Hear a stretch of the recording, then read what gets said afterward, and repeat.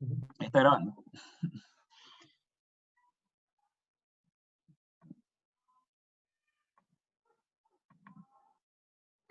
Perfecto. Bueno, comenzamos el seminario. Bienvenido a todos los presentes. Felipe Saleche es el expositor de hoy día del seminario Delirium desde el Gen a la política pública. Felipe es geriatra, ¿cierto? Hizo su especialidad en medicina interna, pero en paralelo hizo el doctorado en ciencias médicas. Y Sí. actualmente participa del SICA, este Centro de Investigación Avanzada del Hospital Clínico de la Universidad de Chile, y es profesor, ¿cierto?, del Departamento perdón, de Neurociencia y también de Medicina Interna, o si no me De equivoco, medicina interna, de exactamente. Medicina Interna. Sí, está perfecto. Felipe, y actualmente, claro, está desarrollando dos proyectos, fondos de iniciación y un FONDEF. Así que Ujú. eso es la presentación, y Felipe, ahora te puedes, en el fondo, comenzar con el seminario, por favor. Perfecto. No, súper. Muchas gracias por la presentación. Escucha, para mí es un honor presentar en el Departamento de Neurociencia. Yo cuando partí toda mi formación, todos mis profes eran lo que actualmente es el Departamento de Neurociencia, así que para mí claramente es un honor poder participar de un seminario como este.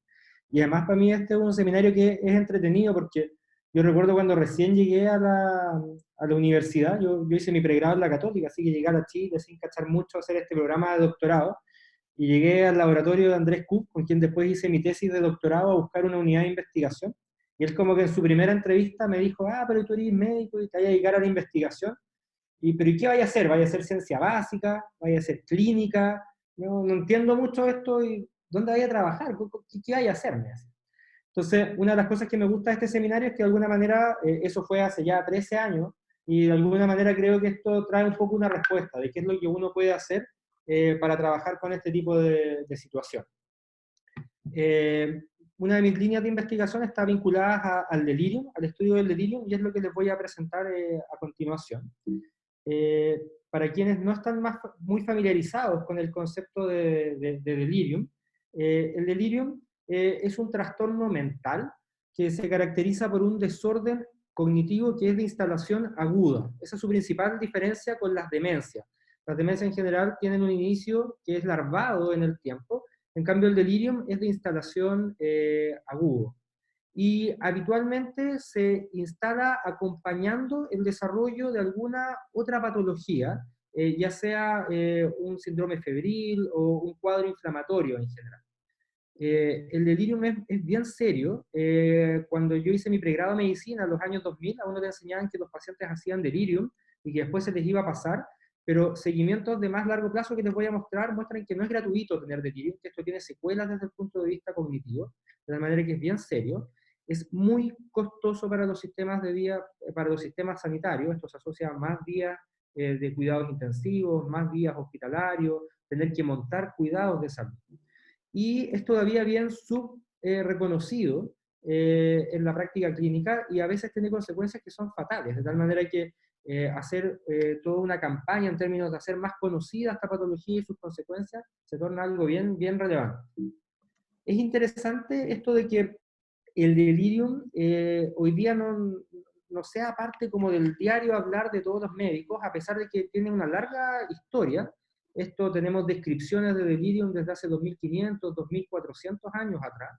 Hipócrates describió un término que él llamaba frenitis para describir a pacientes que de manera aguda, brusca, desarrollaban trastornos del comportamiento, se alteraba su situación de ciclo sueño-vigilia y tenían deterioro cognitivo, y que esto estaba principalmente asociado a la fiebre.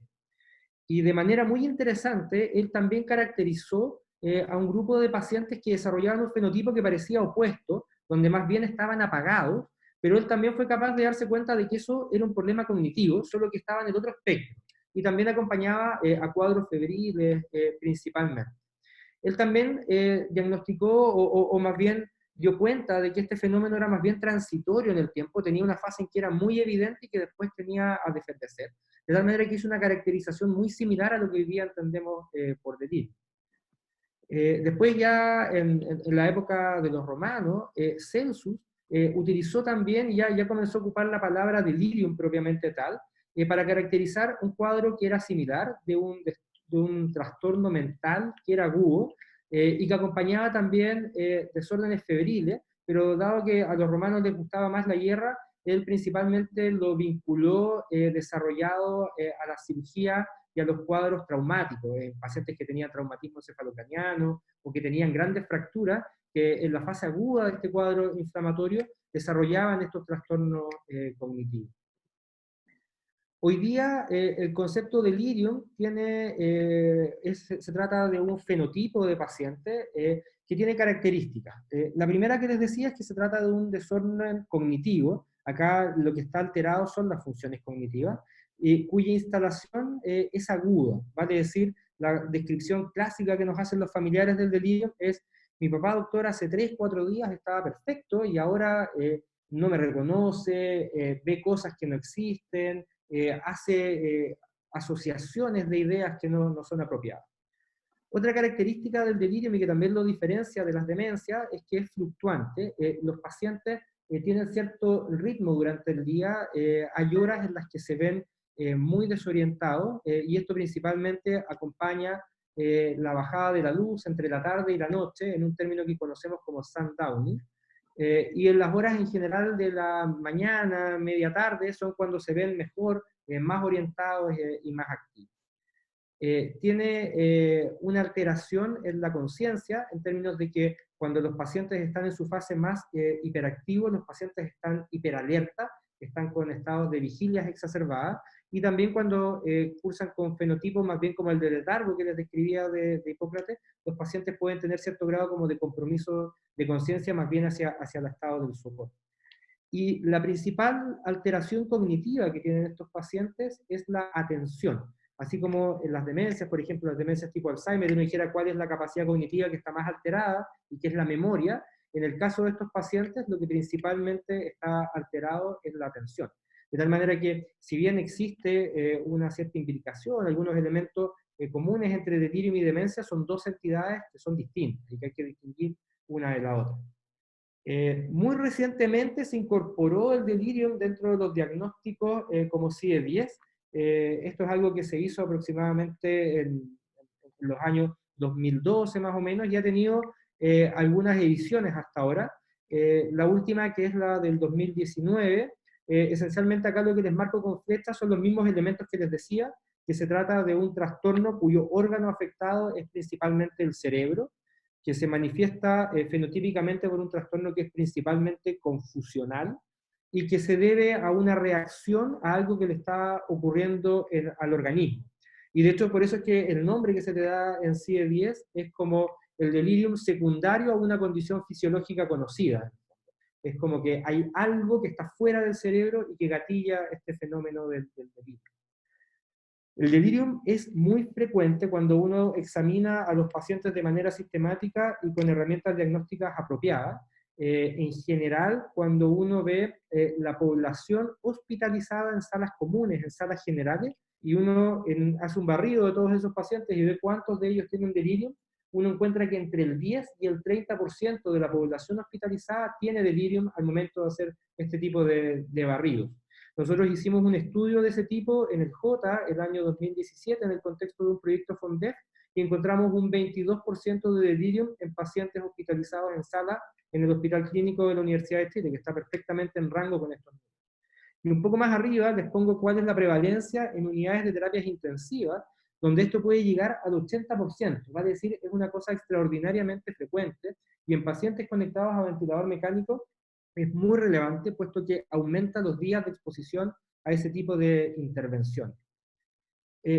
¿Por qué es tan malo tener delirium? Y esto lo quiero poner desde una perspectiva de la rehabilitación. En el fondo, cuando nosotros tenemos pacientes que están hospitalizados por un cuadro que es lo suficientemente grave para poder gatillarles delirium, esos pacientes habitualmente deben ser sujetos de un programa de rehabilitación posterior para poder completar su proceso de recuperación.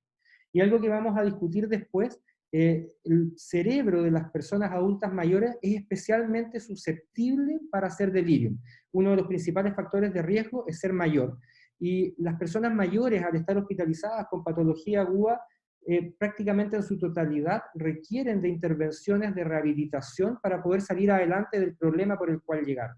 Y si uno tiene una patología mental aguda y que afecta principalmente la atención, hace que todo el proceso de rehabilitación, de reentrenamiento de ABD, de reentrenamiento muscular, se vea dificultado. Y son pacientes en los cuales recuperar la funcionalidad se hace mucho más difícil. Este es un ejemplo de un estudio nórdico donde se tomaron a pacientes adultos mayores que presentaron delirium después de una fractura de cadera, y lo que se observa en el gráfico que les estoy mostrando ahora con el puntero en la figura 2, es aquellos pacientes que presentaron delirium durante la hospitalización, cómo estaban desde el punto de vista funcional al momento de egresar del hospital. Y lo que ustedes observan es que aquellos pacientes deliriosos con mucho menos probabilidad lograban realizar estas actividades básicas de la vida diaria, como comer, asearse, vestirse, etc. Pero lo que es interesante y que se muestra en la figura al lado es que si uno se va 4 meses después, vale decir, 4 meses después de ya operada, tratada e iniciado todo el proceso de rehabilitación de esta fractura de cadera, y a muchos de estos pacientes ya se les pasó el delirio, siguen teniendo más deterioro funcional. Vale decir, el delirio está en la parte angular de todo el proceso de cómo nosotros rehabilitamos a nuestros pacientes. Y esto se traduce en costos sanitarios que son muy altos. Los pacientes, dado que tienen más días de hospitalización, más días de terapia intensiva, ventilación mecánica y que requieren de estos procesos de rehabilitación más sostenidos en el tiempo, son mucho más costosos en el tiempo. Y esa secuela funcional y que requiere de más costo en el tiempo se grafica en este estudio de Douglas, y un poco lo que muestra es un año después de seguimiento, dado de alta, ya habiéndose pasado el delirium. Si uno compara los costos de salud invertidos en aquellos pacientes que no presentaron delirium en la hospitalización, comparado con aquellos que lo presentaron, son mucho más altos en aquellos pacientes que presentaron delirium, ya habiéndoseles pasado el delirium. Y uno dice, bueno, ¿por qué? Porque estos pacientes habitualmente tienen más secuelas desde el punto de vista cognitivo, motor, requieren más niveles de cuidado.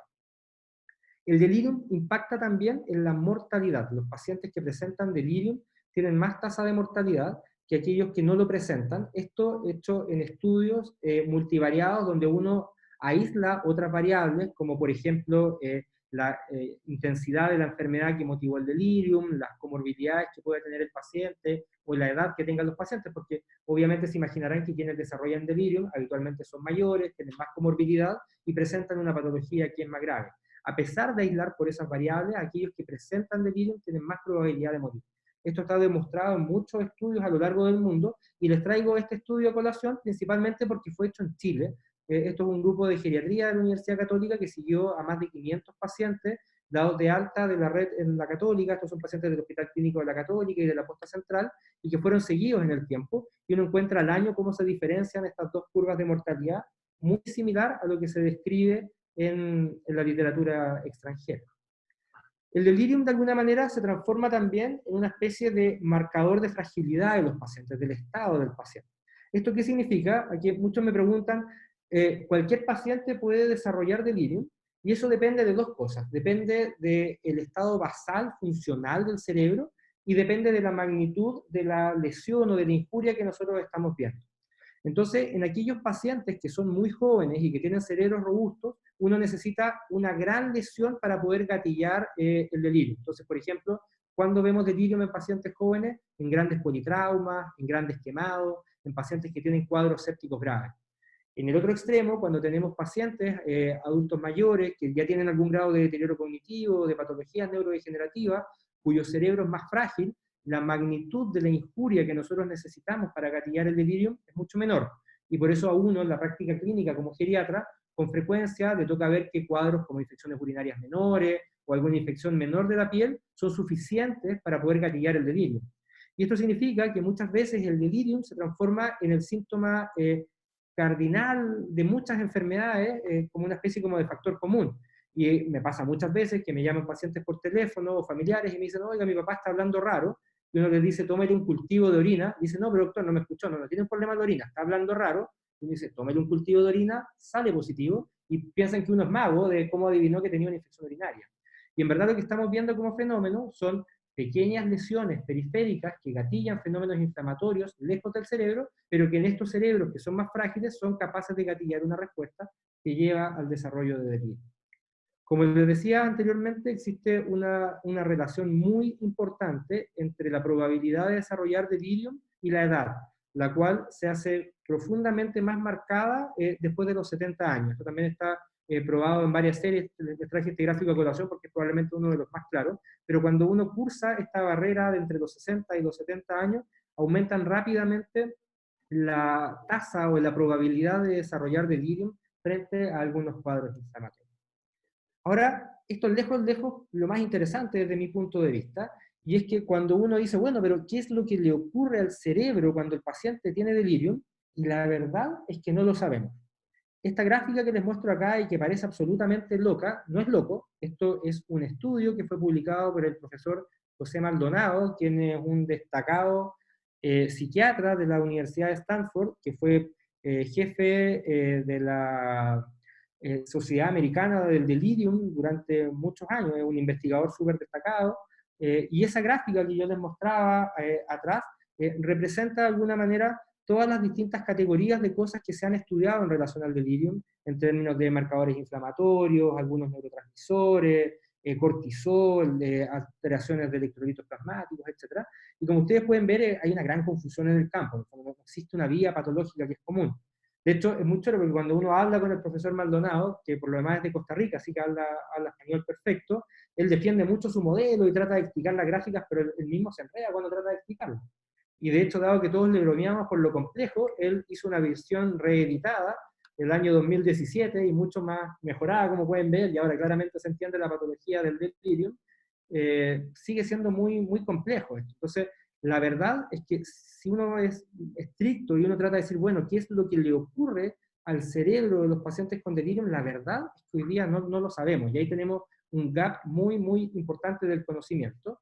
Y de esta manera, Lipowski, que es un psiquiatra experto en delirium, que ya es uno como de los...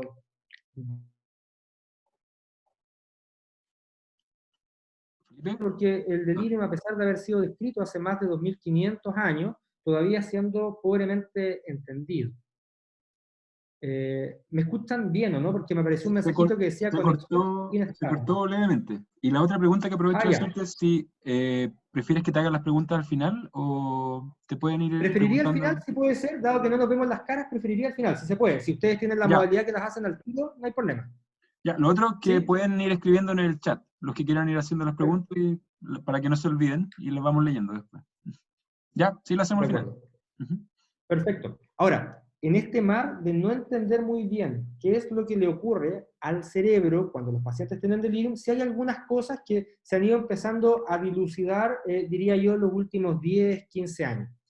Y una de las cosas que sabemos es que las microglías, que son células inmunológicas, pero que viven en el cerebro, de hecho son células que se producen en etapas embrionarias en la médula ósea, pero que se alojan precozmente en el tejido cerebral en su proceso de desarrollo y que luego quedan de alguna manera atrapadas y embebidas dentro del cerebro, de alguna manera tienen un rol capital tanto en sensar los procesos inflamatorios que ocurren en la periferia y amplificarlos dentro del cerebro, generando lo que hoy día llamamos groseramente una disfunción neuronal o disfunción entre la comunicación tanto neuronal como glial. Las microglías que responden a estos mediadores inflamatorios, que son principalmente la interleuquina 1 beta, el TNF-alfa y la interleuquina 6, actúan como amplificadores, generando muchos de estos mismos mediadores dentro del cerebro. Ellos, dependiendo de la magnitud de la injuria que gatilla la activación de la microglía, son capaces de gatillar fenómenos que tienen una gradiente, que van desde aquellos más leves, donde generan que la capacidad de producción de síntesis de algunos neurotransmisores, principalmente la dopamina, se vea alterada, como algunos grados donde estimulan estrés celular importante con radicales, con alteración del potencial redox de las neuronas y que finalmente gatilla procesos que los pueden llevar incluso a activar apoptosis y la muerte neuronal. De la manera de que un poco lo que hoy día entendemos de la fisiopatología del delirium nos lleva por este camino, donde nos encuentra estas microglías como un elemento mediador entre la inflamación periférica y lo que se gatilla luego en el cerebro. Y esta teoría microglial, uno de los aspectos interesantes es que nos ha permitido de alguna manera también dar un sustrato fisiopatológico para entender algunos fenómenos que yo les comentaba anteriormente. Esto es lo que yo les decía, antiguamente cuando describíamos el delirium en los años 2000, uno decía el paciente va a hacer su deterioro cognitivo y rápidamente se le va a pasar y va a volver a lo normal. Pero hoy día tenemos estudios como este, que son las trayectorias de la función cognitiva, pero bien medida, en pacientes que fueron sometidos a una cirugía, en este caso iban a cirugía cardíaca, y todos los pacientes iban a una valoración completa neurocognitiva previo a la cirugía, y después se les hizo seguimiento prospectivo hasta el año después de seguimiento. Y se compararon aquellas poblaciones que presentaron delirium con aquellas que no presentaron, y como ustedes pueden observar, aquellas poblaciones que desarrollaron delirium, si bien mejoran bastante su rendimiento cognitivo, no vuelven a los mismos números que se comparan con aquella población que no desarrolló delirium. Y de alguna manera hoy día uno de los factores o uno de los conceptos que se maneja es que muchos de estos pacientes quedan en un nivel cognitivo que se parece mucho al deterioro cognitivo leve. Y esto no ocurre en pocos pacientes. Cuando uno ve qué ocurre a los 6 meses, uno tiene que más o menos el 40% de los pacientes todavía no ha vuelto a su rendimiento cognitivo basal. Y en este contexto existe también una relación muy interesante entre el desarrollo de delirium y demencia. Se sabe que aquellos pacientes que desarrollan delirium tienen probabilidades mucho más altas de desarrollar demencia en el mediano y largo plazo. Como pueden ver acá en este metaanálisis publicado en el JAMA, el riesgo mayor es del orden de 10 a 12 veces. Esto es muchísimo, es muy alto. Y acá caen de alguna manera ciertas preguntas de si es acaso que de alguna manera este delirium se instauró en un cerebro en el cual ya se había iniciado la patología neurodegenerativa que nos iba a llegar a demencia y da cuenta más bien de una fragilidad cerebral, o si por el contrario lo que está ocurriendo es que es el delirium propiamente tal, esta inflamación cerebral la que se transforma en un promotor de la demencia. Y hoy día, por supuesto, tenemos evidencia en ambos sentidos. Y es por eso de que hoy día, cuando uno mira agencias internacionales, esto es un programa que se llama NIDUS, que es un programa norteamericano dependiente del NIH, que financia proyectos de investigación destinados a entender el delirium, es que coloca dentro de sus líneas prioritarias de investigación, primero, esta relación que existe entre delirium y demencia, de alguna manera de poder tratar de buscar mecanismos fisiopatológicos que las diferencian, y tratar de elucidar cuáles son los mecanismos fisiopatológicos, siendo estos dos gaps ahora del conocimiento muy importantes, como les decía. Ahora, volviendo a este concepto de la microglía como una célula sensadora del estatus inflamatorio sistémico y que de alguna manera es capaz de replicar esto en el cerebro, si uno va a los mecanismos ya más intrínsecos que están detrás de esto, sabemos de que las microglías tienen en su superficie una serie de receptores que son capaces de recibir muchos mecanismos, muchas moléculas, citoquinas, interleuquinas, mediadoras de procesos inflamatorios. Y probablemente una de las vías mejor caracterizadas es aquella que se da a través del TLR4, cual media la respuesta de NF-κB dentro de la célula y que NF-κB actúa como un promotor de la transcripción y después de la expresión de una serie de genes inflamatorios, entre ellos TNF-alfa, interleuquina 1-beta, que son parte de esta respuesta microglial. Y de alguna manera esto parece ser como el ABC de esta amplificación de esta respuesta inflamatoria.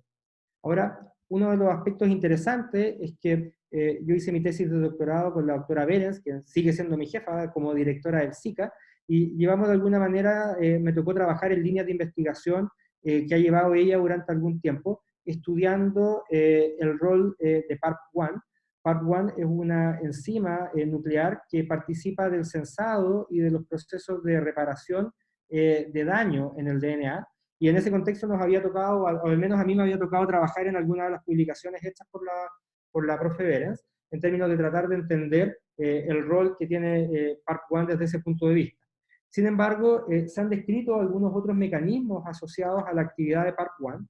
PARP1 es una enzima que marca otras proteínas a través de un proceso que se llama parilación, en un proceso que ocupa NAD.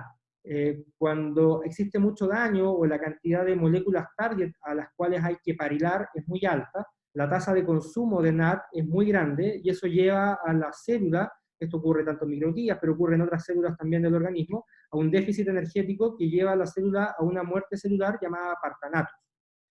Ahora, no siempre la actividad de PARP es tan extrema como para llevar a la célula a la muerte celular, de tal manera que estas parilaciones también participan en algunos procesos que son fisiológicos y propios de la célula.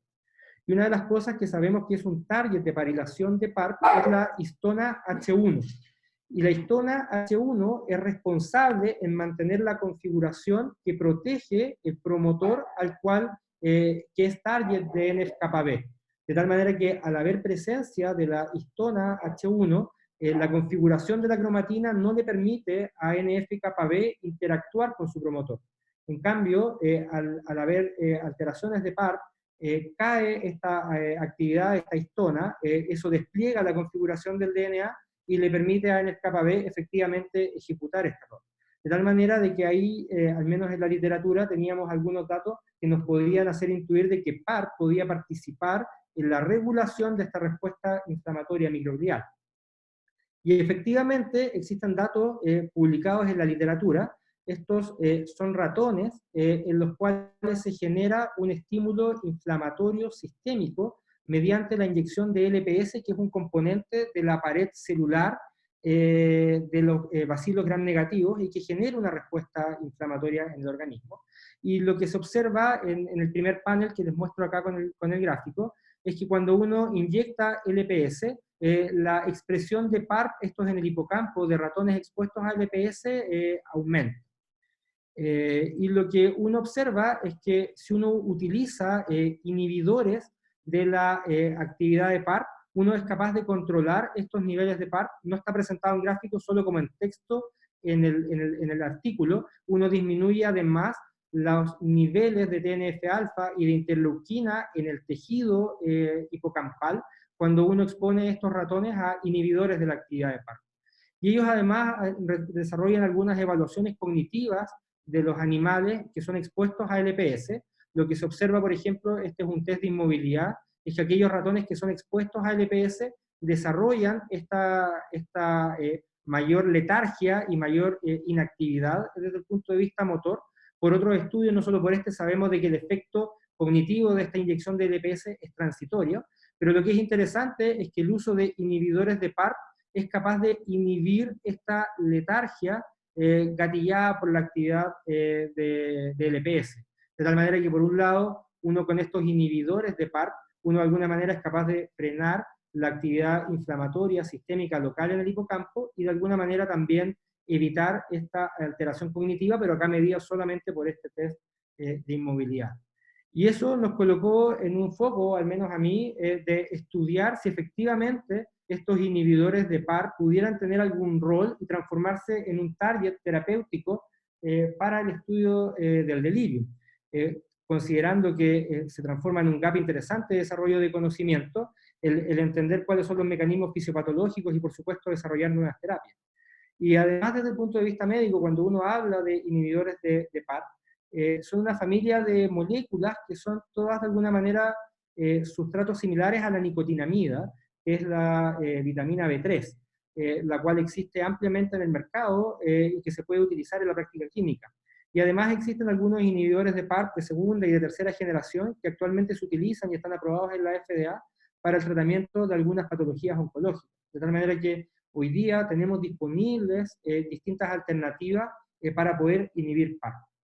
Así que con esta idea de que PARP1 podía ser parte de la patogénesis del delirium y que se podía transformar en un target interesante como una nueva alternativa terapéutica para tratar en los pacientes con delirium, es que propuse y adjudiqué el año pasado mi fóndesis de iniciación, cuyo objetivo es ese.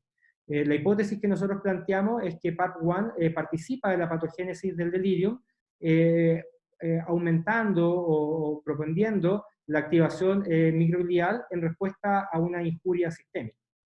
Y acá, como les decía, existen distintos tipos de injurias sistémicas inflamatorias que pudieran gatillar esto, y dentro de los pacientes adultos mayores existe una patología que para nosotros es de gran interés, que es la fractura de cadera, que es un determinante muy importante de pérdida funcional y que también es un promotor muy importante de delirio. Así que nosotros nos valemos de algunos modelos animales, como este que le muestro acá, que es el efecto que tiene una cirugía ortopédica con su posterior reparación, tanto en la cognición como en efectos inflamatorios en el hipocampo. Lo que se observa acá es un modelo animal donde uno genera bajo anestesia una fractura tibial y que se repara en la misma cirugía, de tal manera que los animales no son expuestos al dolor del tener la fractura desestabilizada. Y lo que uno observa en este modelo animal es que generar una fractura en la tibia aumenta tanto el número y además genera un cambio morfológico en las microglías en el hipocampo, el cual es mucho más llamativo en aquellos animales que son de gran edad. Y esta mayor actividad microglial también se asocia a un aumento de mediadores inflamatorios en el hipocampo, principalmente TNF-alfa e interleuquina 1B. Y esto tiene repercusiones tanto neurofisiológicas, se ve alterado la producción de LTP en estos tipos de animales, y tiene repercusiones cognitivas en el postoperatorio. De tal manera de que esto podría ser de alguna manera un sustituto desde el punto de vista de modelo básico de lo que llamamos delirio. Ahora, evidentemente, el delirium, como un trastorno cognitivo, es muchísimo más complejo que solamente desarrollar un freezing transitorio del animal después de una cirugía, y en ese contexto es que se han ido desarrollando distintos protocolos para tratar de definir cuál es la batería neurocognitiva mínima que uno debiera pedirle a un animal para decir que efectivamente esto se parece a un modelo preclínico de delirio. Y eso fue incorporado en lo que nosotros propusimos en el Fondesit de iniciación, en mi Fondesit de iniciación, donde dijimos, ok, los estudios que están antes efectivamente muestran alguna alteración cognitiva, ya sea en relación a esta fractura o en relación a LPS, como les mostraba más previamente, pero ninguno ha hecho una valoración neurocognitiva completa como la que se espera en el contexto de una valoración por delirio. Así que, en el fondo, dentro de los objetivos básicos, lo que nosotros proponemos es estudiar cuáles son tanto los efectos inflamatorios en términos de expresión de citoquinas, actividad de PARP, efectos desde el punto de vista de la actividad eléctrica cerebral con el LTP y de la activación microglial en un modelo de ratones que son expuestos a este modelo de fractura. Pero para poder dilucidar más específicamente si PARP genera o es responsable de mediar esta alteración cognitiva, vamos a utilizar un modelo transgénico de un ratón que es un knockout inducible para PARP1 exclusivamente en la microglía, lo cual se logra mediante la cruza de dos ratones apropiados y que están disponibles y que también han sido descritos previamente en la literatura, pero que nunca han sido estudiados con este objetivo. De tal manera que lo que pensamos es poner estos ratones que son knockout para PARP en la microglía a esta misma cirugía y pasar por esta misma tanto batería neurocognitiva como evaluación inflamatoria y de actividad inflamatoria y eléctrica en el hipocampo. Y lo que esperamos, nuestra hipótesis, es que al no tener la actividad de PARP, estos animales no van a desarrollar o van a desarrollar con menor intensidad las alteraciones cognitivas asociadas a la fractura. Y en un objetivo 3 queremos reemplazar este efecto genético de la anulación de PARP con una intervención farmacológica para poder aproximarnos más a lo que podríamos hacer con los pacientes, y vamos a replicar este mismo modelo, pero ocupando nicotinamida como una terapia farmacológica para inhibir de PARP, y seguir nuestro mismo plan de modelo, tanto de valoración cognitiva como de los aspectos inflamatorios del cerebro. Ahora, les decía que acá lejos lo más interesante es tratar de hacer un traspaso entre lo básico, entre estos conceptos más bien fisiopatológicos que nos van a entregar herramientas de comprender si efectivamente PARP juega un rol en la fisiopatología, pero dado que estos inhibidores farmacológicos están aprobados hoy día para su uso, es que podemos hacer en paralelo un ensayo clínico y que también es parte de los objetivos del Fondesit, donde lo que vamos a hacer es que vamos a tomar a pacientes adultos mayores con fractura de cadera y van a ser aleatorizados a recibir dosis de nicotinamida durante los primeros 5 días de su hospitalización parado con placebo. Y lo que esperamos es que esta dosis de nicotinamida se transforme de alguna manera en un inhibidor farmacológico de la actividad de PARP y eventualmente, ojalá en estos pacientes, de alguna manera nos pueda llevar a entender un poquitito si efectivamente esto logra disminuir la incidencia de delirium en esta población que es de alto riesgo. Este ensayo clínico está pensado más bien como un ensayo piloto. Los Ns están calculados para encontrar una diferencia entre ambas poblaciones del orden de un 30%, y que se parece a lo que está descrito en la literatura para otras intervenciones que se han intentado en relación al delirio. Otra pata importante de lo que estamos haciendo en el laboratorio en relación al delirio, y que de alguna manera me toca manejar, es que así como existe un marco de desconocimiento o de no entender bien qué es lo que estamos haciendo en términos fisiopatológicos, entender qué es el delirium, ahí tenemos un gap de conocimiento.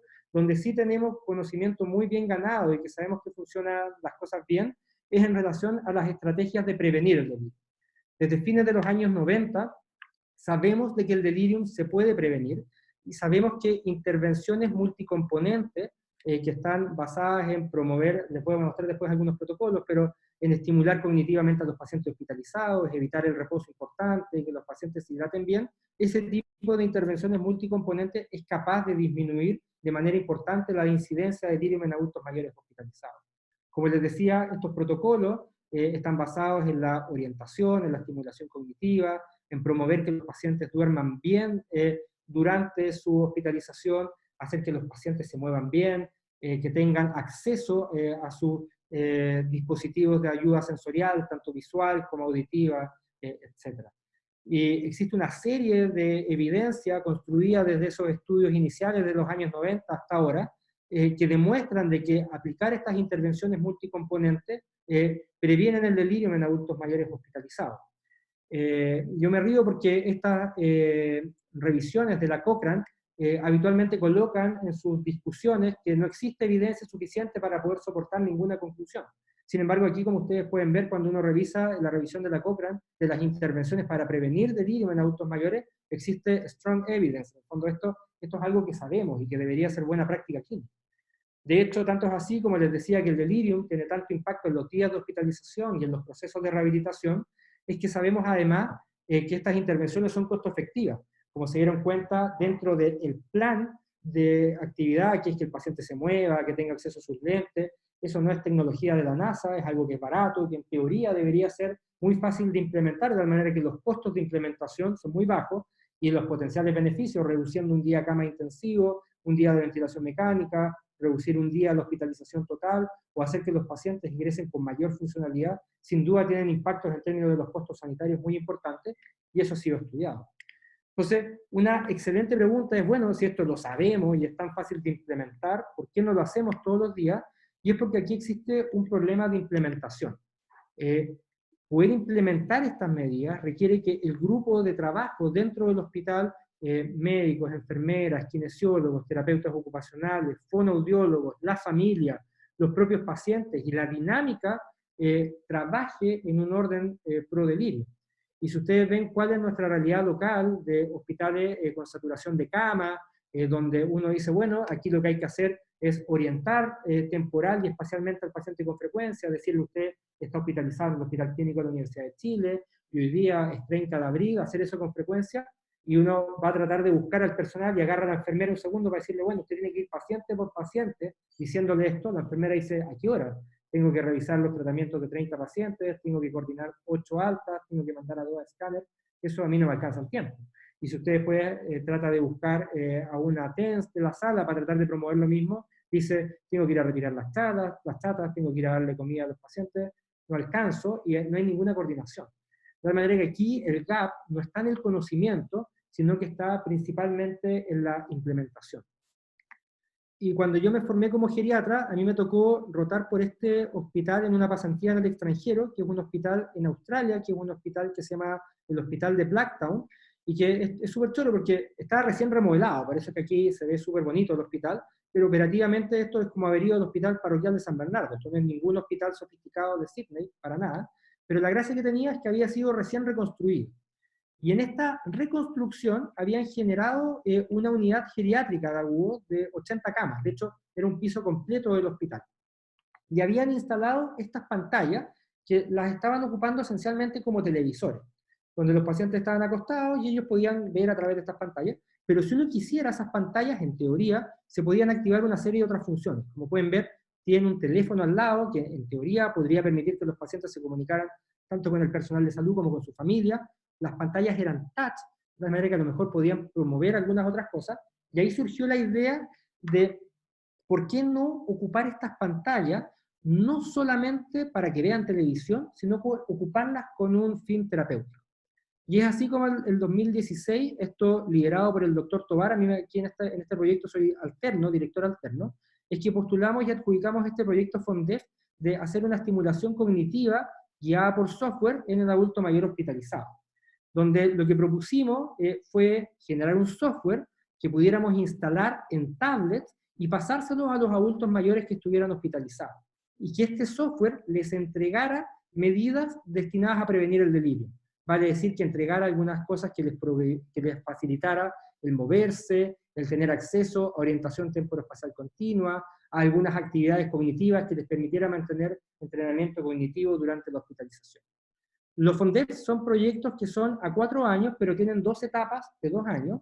La primera etapa es una prueba de concepto que es para poder desarrollar este desarrollo tecnológico, y la segunda que es para poder desarrollar el conocimiento que permita aplicar esto.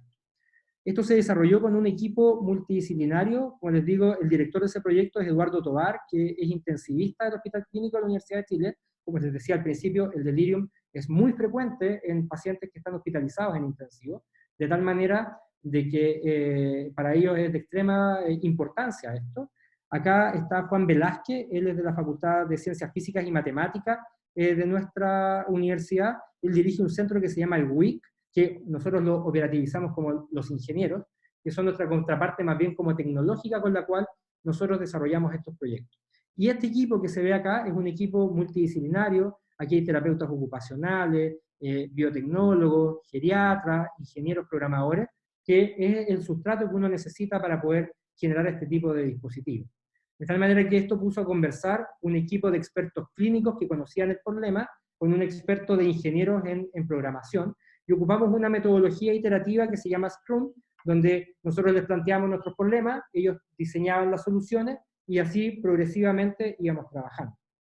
Y lo que hicimos, como les decía, esto ya lo tenemos publicado, se publicó este año en una buena revista de geriatría, y es que nosotros lo que hicimos fue tomar las medidas de reorientación, de movilización precoz y de estimulación cognitiva, y transformarlos en módulos que pudiéramos meter dentro del software del delirio.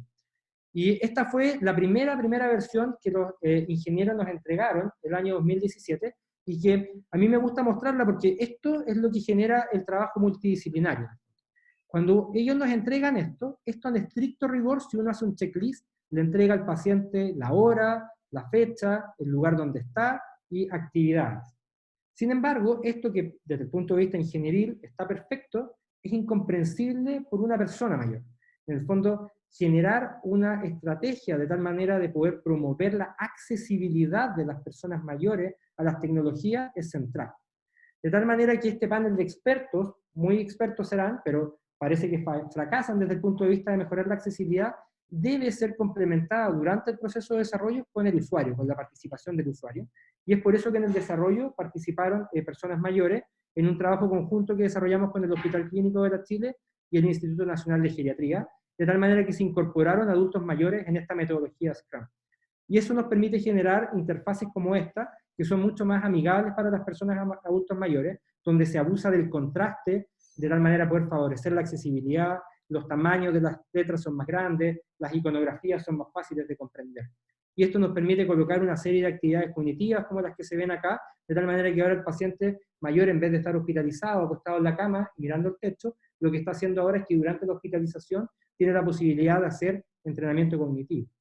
Y para resolver el problema de actividad física, lo que hicimos fue generar cápsulas de videos breves, donde un kinesiólogo le explica al adulto mayor cómo puede realizar algunas actividades físicas estando en la cama, y que puede realizar por él mismo de manera segura, de tal manera de poder aumentar la frecuencia y el tiempo de exposición de las personas mayores a actividades kinésicas. También colocamos una serie de alertas y de recordatorios donde le recordamos a las personas mayores que si es que lo necesitan, que ocupen sus audífonos y sus lentes y sus prótesis, en modalidades que son de alguna manera personalizadas. Y como les digo acá, uno puede de alguna manera ajustar las preferencias del software a lo que requiere el paciente, y por otro lado, el software mantiene un traqueo constante de cuánto tiempo el paciente utiliza el software, cuáles son las actividades que las está utilizando y cómo está rindiendo con ellas. Así que con eso, nosotros, habiendo desarrollado en los 2 primeros años ese proyecto, es que lo logramos mover hacia la fase más bien de desarrollo tecnológico, y lo que hicimos fue movernos hacia entender de si esto era implementable en la práctica clínica. Para eso lo que hicimos fue generar un basal de medidas de prevención no farmacológica montada en el Hospital Clínico de la Universidad de Chile sin el software. Probamos con eso de que al poder promover este tipo de programas, todavía sin software, somos capaces de mejorar la adherencia a las actividades de movilización, a el que los pacientes tengan acceso a sus dispositivos sensoriales, a no ocupar fármacos que generen delirium. Y con eso, solamente implementando eso, sin software, uno es capaz de bajar esta incidencia basal de delirium que yo les mostraba inicialmente, de un 22% a un 12,5%. Esto está en revisión ahora también para ser publicado por nuestro grupo. Y lo que hicimos ahora es que ya teníamos este basal, donde este medida, este estándar of care básico ya estaba implementado, le sumamos ahora el software del delirium. Y como pueden ver, esto lo ocupan los adultos mayores ahora, que la tecnología ya no se ve con una letra chica y que les cuesta ver, sino que tiene una iconografía que es fácilmente ubicable, entendible, donde hay feedback de las cosas que ellos están haciendo, efectivamente las ocupan. Nosotros evaluamos sistemáticamente la usabilidad del software y encontramos que cerca del 80% de los pacientes son capaces de ocupar el software sin ningún tipo de entrenamiento, y los podemos llevar un 100% cuando nosotros les damos una instrucción básica de más o menos 15 minutos de cómo funciona el software. ¿Y cómo se comporta? El software, al menos en un ensayo clínico piloto, antes-después, se comportó bastante bien. De hecho, nos permitió en un grupo de 29 pacientes disminuir un 3,5% la incidencia de delirium, incluso por sobre ya haber tenido montado este bando. Ahora, esto está hecho con una metodología antes-después, estos son estudios bien preliminares, nosotros todavía con esto no afirmamos la utilidad del software en la prevención del delirium, pero nos permite tener la data necesaria para poder planificar un ensayo clínico randomizado de buena calidad metodológica para poder intentar resolver este problema de si esta cosa funciona.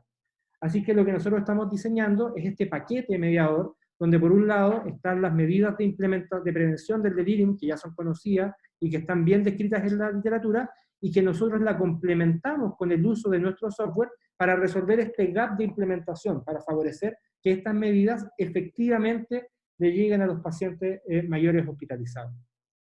Este tipo de publicación, este tipo de trabajo son además bien interesantes desde el punto de vista porque son considerados por el mundo como bien innovadores. Y de hecho, esto nos tocó cuando fuimos a presentar los resultados al Congreso Americano del Delirio, donde rápidamente como que capturamos harta atención, porque esto era como bien innovador para lo que se está haciendo hoy día en términos de la dinámica de cómo hoy día se está manejando el delirio. De hecho, este tweet es del presidente de la Sociedad Europea del Delirio, quien en el fondo como que nos felicitó principalmente por la innovación detrás de esto. Y esta innovación tiene retribuciones porque obviamente el código del software está protegido y de alguna manera como que su dueño de esta protección es la Universidad de Chile. De manera que esto, además de permitirnos generar alguna implementación clínica que ayuda a los pacientes, generar artículos de publicaciones y difusión científica, nos permite generar protección para nuestra universidad. ¿Y en qué es lo que estamos ahora? Ya nos adjudicamos la segunda etapa, que es para hacer este ensayo clínico randomizado que les contaba, para probar la utilidad del software. Este ensayo clínico está inscrito en Clinical Trials, y es un ensayo clínico que lo que considera es reclutar a más de 300 pacientes, 150 por rama. Algunos van a recibir Prevedel, que es este software instalado en un tablet, y otros van a recibir el tablet sin el software. Y va a ser un ensayo clínico multicéntrico, que lo vamos a hacer en 4 instituciones clínicas, y que representan tanto el espectro universitario, los hospitales públicos y clínicas privadas, de tal manera de poder tener cierta representatividad de cómo se comporta esto en diferentes poblaciones.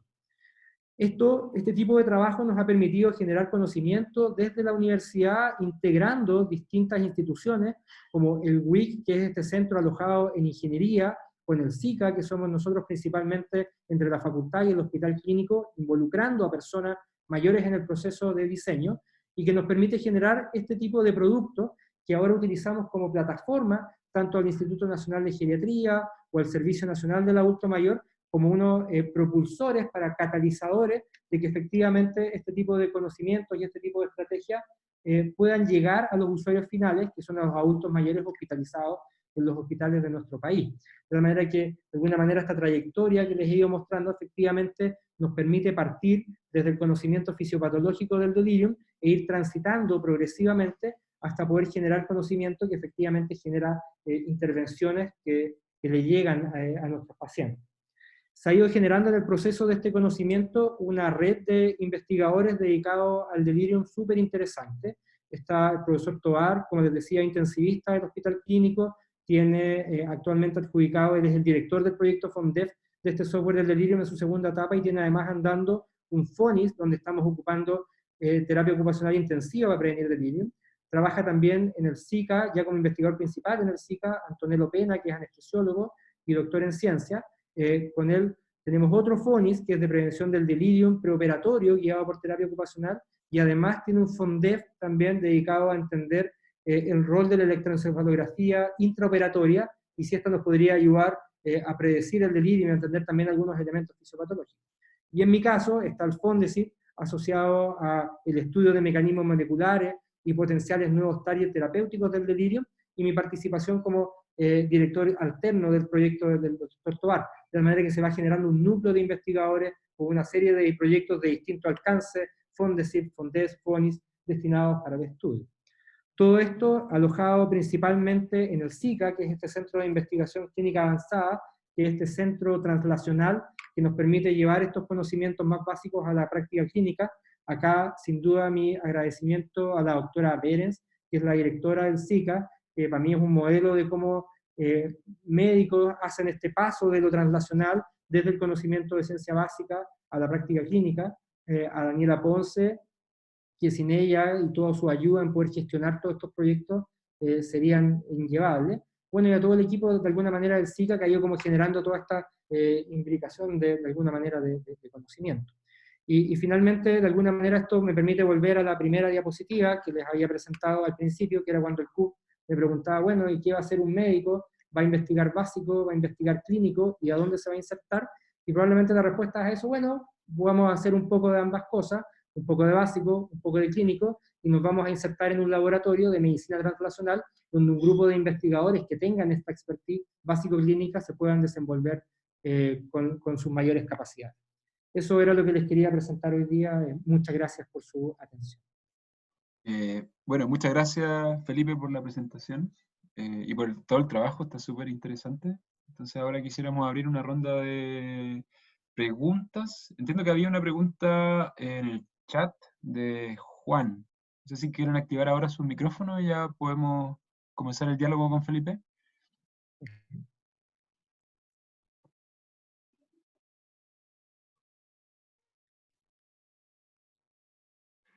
Sí, no sé si...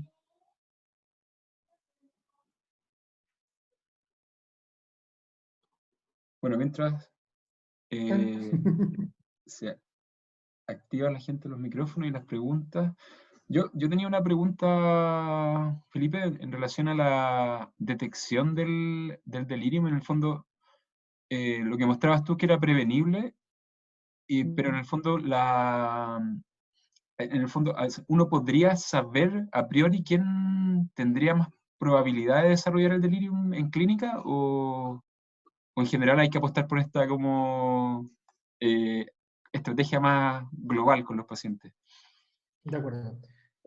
Dos cosas al respecto. La primera es que es muy importante que el diagnóstico del delirium se haga de manera sistemática, ocupando herramientas que efectivamente permitan generar el diagnóstico. Para eso existen escalas de evaluación, existen múltiples en la literatura. Probablemente la que es más familiar en Chile es el CAM, que significa Confusion Assessment Method, y el CAM-IQ, que es la misma versión del CAM, pero va a poder ser aplicado en unidades de paciente crítico. Son un listado consecutivo de preguntas que permiten puntuar al paciente, de tal manera poder decir de manera más objetiva que tiene delirio. Hoy día lo que se ocupa con lejos más en la práctica clínica es el pincómetro, que es cuando ya el paciente está muy desorientado y cuando el diagnóstico ya lo hiciste tarde en el fondo. ya no tiene mucho sentido aplicar este tipo de escala. Si uno aplica este tipo de escala sistemática, uno debiera llegar antes. Eso en términos de diagnóstico. En términos de factores de riesgo, efectivamente existen poblaciones que tienen más riesgo que otros de desarrollar delirio. Y para eso, de hecho, existen algunas fórmulas que están disponibles en Medcalc, etc. Y vale la pena discutir un poquito eso acá en Chile, porque una de esas fórmulas fue desarrollada por el grupo de la doctora Carrasco, que es una geriatra de la Católica, que con esta cohorte de 500 pacientes de la Católica le permitió filtrar de alguna manera cuáles son los factores de riesgo.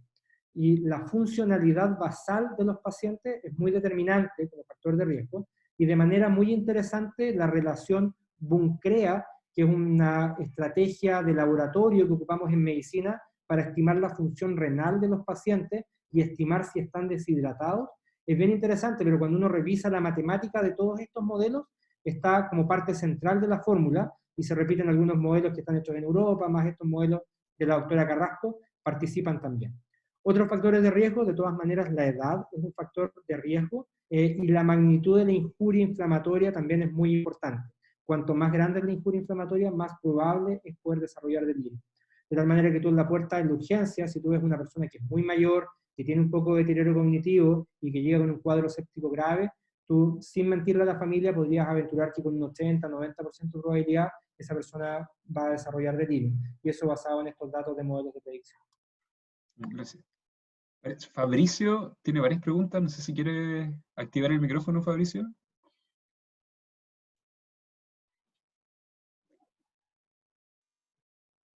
sé si... Ahí yo te activé el micrófono, Fabricio.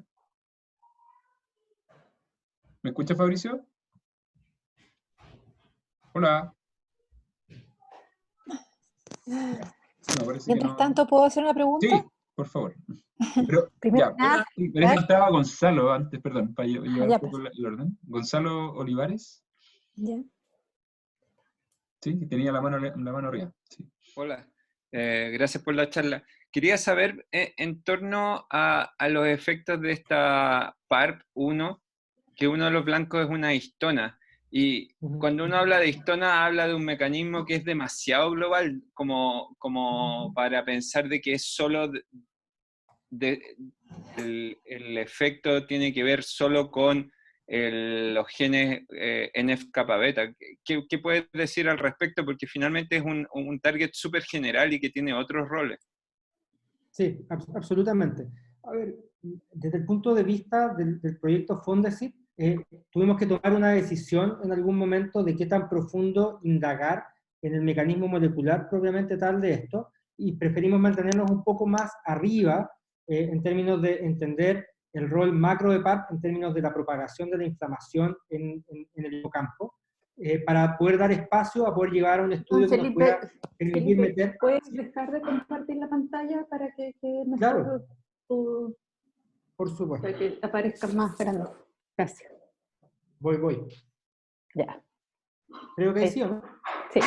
Ya, súper. Sí. Entonces, se tomó esa decisión de no indagar tanto en lo profundo en lo molecular, sino que era una cosa un poco más macro, para poder dejar espacio para poder que esta cosa transitara hacia lo clínico. Ahora, lo que sí está descrito en la literatura es que existen modelos basados en unas células que se llaman BB2, que son un modelo de cultivo de microglía, donde se ha estudiado cuál es el rol de PARP en la regulación de estas histonas. Y ahí está estudiado con más detalle que efectivamente tiene que ver con la parilación, se sabe cuánta es la tasa de parilación que tienen que tener esas histonas para poder desplegarse y para poder generar los cambios conformacionales en el DNA. Eso está descrito en la literatura, pero no es parte del foco, porque de alguna manera si dedicaba full tiempo a indagar en lo profundo ese mecanismo molecular, no iba a poder dejar espacio para poder dejar esta pregunta un poco más amplia, y que es un poco más de mi interés como geriatra, de poder indagar un poco más hacia la parte clínica. De tal manera que, básicamente, desde el punto de vista básico, la pregunta para mí es si efectivamente tener o no tener PARP en las microglías, de alguna manera disminuye la incidencia de delirium frente a una injuria inflamatoria como es una fractura ósea. Así que sí hay datos de esa cosa, entiendo que es bien general la forma en que lo presenté, pero es la forma en que lo expuse porque es la forma en que está planteado el fondo. Gracias. ¿Ahora? Sí. Bueno, yo quiero felicitarte, Felipe, muy hermoso de trabajo y muy interesante la proyección. mi pregunta también va enfocada a que, si bien es cierto, PARP actúa a nivel de microglía, también actúa a nivel de todo el tejido nervioso. Entonces, y la nicotinamida, que es un inhibidor de PARP, de alguna otra forma está no tan solo siendo inhibidor, sino que proporcionando grupos NAD, que están proporcionando energía al tejido. Entonces, mi pregunta va enfocada, ¿cómo aislar tu estudio y solamente enfocarlo a la microglía cuando esto es todo un conjunto de células que estarían participando? Claro, esa es la razón por la que en el modelo transgénico que nosotros elegimos fue un modelo donde vamos a silenciar PARP exclusivamente en las células microgliales. El modelo es un ratón inducido donde producimos exclusivamente ahí la de lesión. Eso es lo que nos permite de alguna manera poder aislar más finamente el efecto de PARP solo en la microglía. Ahora, es verdad que el efecto de nicotinamida, de hecho, en términos de su potencia de inhibición de PARP, comparado con otros inhibidores de PARP, es más pobre, y que efectivamente tiene un rol que pudiera ser más amplio que solamente la inhibición en el sitio activo catalítico de PARP. Sin embargo, cuando uno compara, por ejemplo, en términos de perfil de seguridad, nicotinamida versus los otros inhibidores de PARP que están aprobados para el cáncer, donde hay descrita cierta anemia, trombocitopenia, etcétera, es mucho más alto el perfil de seguridad de nicotinamida. En términos de costos, las terapias hoy día que se proponen de alguna manera para inhibir PARP desde el punto de vista más preciso, estos inhibidores de segunda o tercera generación tienen costos cercanos a 1 o 2 millones de pesos, 5 o 6 días de terapia, son terapias que son más caras. Y la forma en que lo planteé es que yo pienso que tanto el modelo animal conversa con el estudio clínico, en términos de que si nosotros encontráramos, por ejemplo, un efecto muy potente en términos de bloquear este trastorno cognitivo inhibiendo PARP en la glía, nos va a dar una señal muy clara de que ahí pasa algo. Y si el estudio clínico con nicotinamida es pobre en sus resultados, lo que vamos a desechar no es desechar la hipótesis, sino que pensar que es más bien que la nicotinamida no está cumpliendo bien su rol como inhibidor de PARP y que probablemente lo que tendríamos que hacer ahí es propender a estudiar otro tipo de inhibidor de PARP más potente. Por el contrario, si el modelo animal nos muestra que aunque silenciemos completamente PARP en la microglía, no tenemos grandes cambios en términos de la inflamación cerebral y en términos cognitivos, nos va de alguna manera a dar la otra pata de que no vale mucho la pena quizás insistir con estas drogas que son más caras y con potenciales efectos adversos. De manera que de alguna manera el estudio está pensado para que conversen continuamente durante el desarrollo, tanto lo que estamos haciendo desde lo preclínico como lo que haríamos con lo clínico. Perfecto. Perfecto, muchas gracias. Fabricio, ahora sí. Sí, me dice que puede Ahora hacer la sí. pregunta. Sí. Perdón, justo me saqué. Oye, quería dar las gracias por la presentación, la encontré muy buena. Yo soy terapeuta ocupacional. Lo que quería hacerte una consulta porque, bueno, hice hartas preguntas, pero en verdad son dos mejor. Que me pasa mucho que donde trabajo yo, que en un hospital público, la mayoría de los adultos mayores son analfabetos, más o menos un 40%. Y también como lo que más dificultad tenemos, de hecho, es que nos contesten el teléfono o que nos puedan mandar como un mensaje texto. Entonces, asociado también a los niveles educativos también que está la población como más en general en Chile. Y ahí como pensaba en como qué proyecto se podría realizar como bajo esa perspectiva en un hospital público relacionado con prevención de delirium.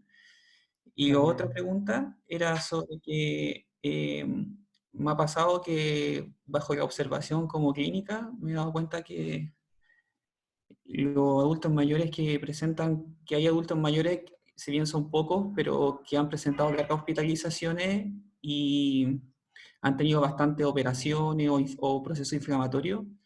Y me he dado cuenta de que los que más nos generan delirio son los que tienen una muy buena reserva cognitiva previa. Y ese 80% como que acá pasa a ser un 95% generalmente. De las 20 camas UTI hay 18 con delirium. Y entonces me he dado cuenta que esos dos que nos generan delirium generalmente son personas, adultos mayores que tienen una muy buena reserva cognitiva. Entonces no sé si hay estudios con respecto a esa cuánta reserva cognitiva ya sea de forma imagenológica o test cognitivo o aspectos motores, se relacionan con una muy buena reserva cognitiva. Súper. No, gracias por las preguntas, creo que son súper buenas preguntas. En relación a la primera, lo primero es que cuando empezamos a desarrollar esta cosa del software del delirium, muchas personas nos decían, bueno, pero las personas mayores son FONASA, no tienen muchos recursos, la mayoría van a hospitales públicos, ¿por qué están pensando en una solución que pasa por un tablet y un software? Pero cuando uno hace el análisis de costos de manera más precisa, nosotros diseñamos un software que puede ser instalado desde Android 5, que son tablets que operativamente hoy día tú puedes encontrar en el líder por 30 lucas. Y cuando tú miras el costo de algunas intervenciones que hacemos con mucha frecuencia, como por ejemplo dejarle antibióticos a esos pacientes, uno por ejemplo con comunión ocupamos meropenem, por ejemplo, una única dosis de meropenem vale del orden de 25 o 30 mil pesos, y es un antibiótico que se ocupa 3 veces al día por 7 a 10 días. Vale decir, cuando tú comparas los costos de otras intervenciones que hacemos, implementar un tablet de 30 mil pesos en un paciente tiene un costo que es muy bajo. Y por lo demás, uno podría buscar otras alternativas de quizás, por ejemplo, liberar el software y que las familias integren de alguna manera algún dispositivo. Existen algunas otras formas, pero el mensaje de que esto necesariamente por ser una solución tecnológica es cara y es poco implementable en los hospitales públicos, más bien todo lo contrario en el fondo. Estos tablets son baratos, no son difíciles de implementar. Lo que sí es importante, y que es lejos lo que más trabajamos en el software del delirium, es que hoy día las tecnologías no están desarrolladas para ser accesibles por personas mayores. Hoy día las tecnologías en personas mayores tienen dos problemas: el acceso y la accesibilidad. Y eso es un problema muy importante que estamos viviendo hoy día, sobre todo en este contexto del COVID, donde, por ejemplo, en términos de acceso, el gobierno hizo toda esta maniobra para intentar de aumentar los gigas de cobertura y que la gente pudiera tener, y con eso tú le puedes entregar, ok, una señal, pero tú necesitas que la persona mayor genuinamente pueda interactuar con la aplicación para poder generar lo que quiere. Y uno puede hacer un ejercicio muy fácil de desafiar a una persona que tiene más de 85 años a comprar por Cornerstone. O sea, ocupar una aplicación que te ofrece muchas alternativas con letra pequeña, con poco contraste, no, eso no funciona bien. Y la principal razón, o que hemos aprendido por la cual no funciona bien, es porque hoy día la mayor parte de los desarrolladores de software son personas jóvenes. No involucran a los adultos mayores en los procesos del desarrollo tecnológico y en la generación de tecnología. Y donde nosotros hoy día vemos que hay un espacio de desarrollo súper interesante, es en poder desarrollar un campo de investigación en mejorar la accesibilidad, no solo de un software del delirium, sino que de todos los software para las personas mayores. Una de las cosas que a nosotros nos gustó mucho cuando hacíamos estas pruebas clínicas y les pasábamos el tablet, era que las personas mayores disfrutaban mucho, a pesar de que nunca habían ocupado un tablet antes, ocupando este. Porque dado que las botoneras eran grandes, los contrastes eran importantes, entendían qué era lo que estaban haciendo y entendían esta cosa del poder comprometerse y poder jugar con el dispositivo. Entonces, lo que más se trabajó en Prevedel fue la cosa de la accesibilidad, y en el fondo lo que nosotros hicimos fue una ventana para que la persona mayor pudiera acceder a la tecnología. Y por eso es que en el randomizado lo comparamos, que vamos a hacer ahora, lo vamos a comparar con simplemente pasarle un tablet. Porque ahí la apuesta es a que, aunque tú le pases un tablet, los iconos van a ser chicos, las letras van a ser chicas, van a tener la clásica forma en que hoy día presentamos a la estructura tecnológica de las personas mayores, y no son interesantes para ellas porque no las ven, no las pueden ocupar con propiedad. Entonces, este tema de la accesibilidad y cómo abordarlo, yo creo que es un tema súper interesante y que se viene con todo, y tenemos algunos planes para poder desarrollar. En relación a la reserva cognitiva, hay poco, pero sí, efectivamente hay algunos datos de que aquellos pacientes que tienen más reserva cognitiva podrían tener menos riesgo del delirio, pero esos datos están súper sucios, porque las personas que tienen más reserva cognitiva cuesta más hacerles el diagnóstico de deterioro cognitivo, porque si tú lo sometes a las escalas habituales, tú les haces un MoCA, un Minimental, dado que tienen más alta reserva, esos pacientes vienen en la curva quizás de decayendo, pero no alcanzan a entrar todavía en los niveles con los que tú logras marcar una de estas escalas. De la manera que tampoco es 100% claro de si esto es simplemente la capacidad de aprendizaje o su rendimiento cognitivo, o es porque estos pacientes tienen o no tienen previamente un deterioro cognitivo que ya los meta como riesgo en términos de tener más fragilidad cerebral.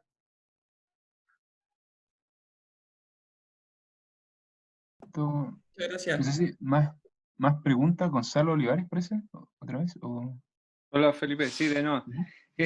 Yo trabajo en el área de genética y me interesa saber si esta variabilidad que tiene el fenotipo de delirium está asociado a variaciones genéticas como poblacionales, y si hay alguna iniciativa al respecto en la población chilena que se esté analizando, dada la particularidad de una población en un lugar como Chile. Súper. En Chile no se están haciendo estudios de eso. Yo sé que en el NIDUS, que es este programa de Elena Yates, hay un programa de una base genética, lo desconozco con detalle, pero tengo todos los contactos para poder participar. En Chile no existe ninguna iniciativa de ese tipo, y si quieres hacer algo al respecto, feliz de colaborar. Nosotros hemos ido progresivamente conociendo y reclutando pacientes con y sin delirium, de tal manera que perfectamente podríamos colaborar en algo así. En este FONDEF, el ensayo clínico randomizado considera la toma de muestras de los pacientes de ambas ramas, de tal manera que además vamos a tener controles desde ese punto de vista, así que es algo en lo que perfectamente podríamos interactuar. Felipe, yo Jimena. Una pregunta cortita, no sé si llegué un poco tarde a tu seminario, estaba en otra reunión, así que lo siento, así que me perdí la parte genética. Pero respecto a la parte en general de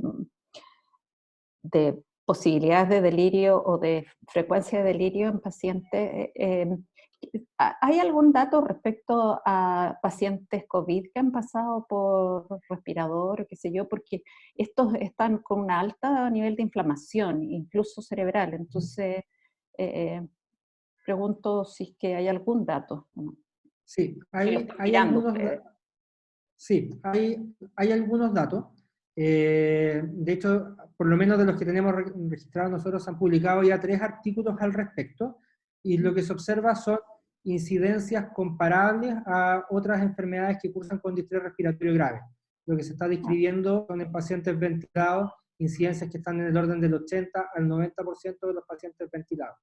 Hay que recordar que además el fenotipo grave del COVID es especialmente frecuente en personas que son mayores, que de alguna manera son más susceptibles a desarrollar, de manera que todos los factores como de gravedad se concentran en esta población.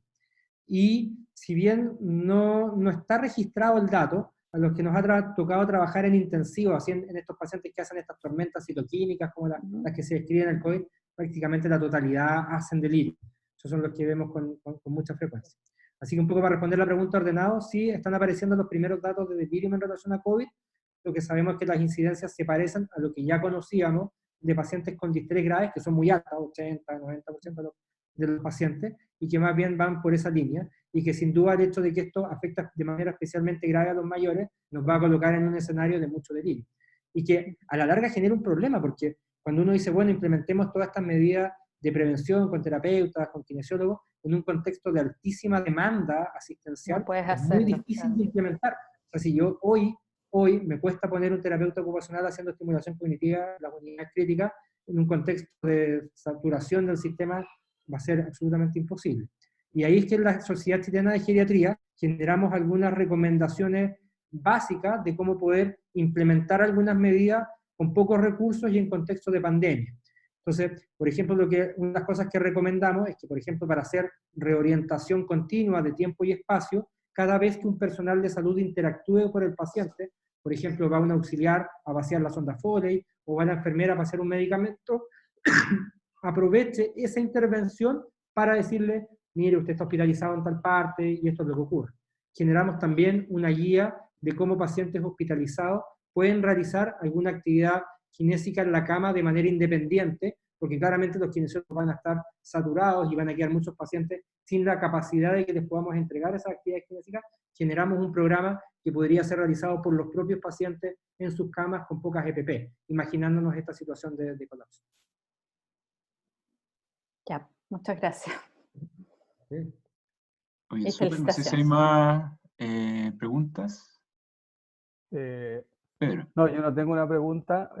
También llegué súper tarde, así que mis disculpas, pero afortunadamente quiero recordarle a todos que esto está siendo grabado, así que no solo vamos a poder verlo entero, sino que también quizás queramos compartirlos con con otras personas, porque es claramente un súper buen seminario. Gracias, Felipe.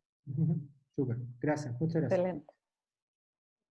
Bueno, agradeciendo la participación de todos y a Felipe por la excelente presentación. Los esperamos en el siguiente seminario. Aproximadamente en un mes ahí mandamos la información. Aplausos virtuales. Muchas gracias, nos vemos. Oye, Gracias a ¿dónde va a ustedes, quedar el seminario?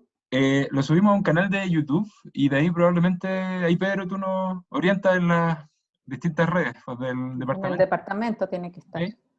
Sí, en la página web del departamento. La página Ya, web del súper. departamento. Ujú. Excelente, Perfecto. muchas gracias. Felicitaciones.